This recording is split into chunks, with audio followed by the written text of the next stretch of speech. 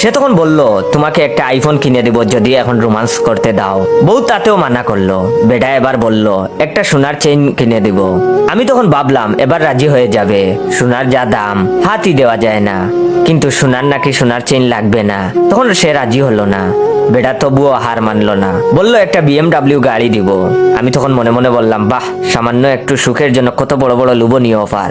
অথচ নাটকির পুলায় শুয়ে আছে টিনের চাল, অথচ নাটকির পুলায় শুয়ে আছে টিনের চালের নিচে, আর আমি শুয়ে আছি মরমর করে এক ভাই রে ভাই। অথচ নাটকির পুলায় শুয়ে আছে টিনের চালের নিচে, আর আমি শুয়ে আছি মরমর করে একটা গুনে ধরা কাঠের নিচে। BMW গাড়ির কথা শুনেও বউ রাজি হলো না। এবার সে আরো কিছু বলতে যাবে, আমার গেল রাগ উঠে। কতক্ষণ এভাবে খাটের নিচে শুয়ে থাকা যায় গাওড়া বেঙ্গের মতো। আমি তখন বের হয়ে এবার নিজের টুপকি উদাম করে রাগে চিৎকার করে বললাম, অমন্দির ভাই আয়, তুই লাগলে আমারটা মার, তবু এখন ঘুমা। তোদের মতো গেড়াকলের জন্য আজকে চুর সমাজ বিলুপ্তির পথে।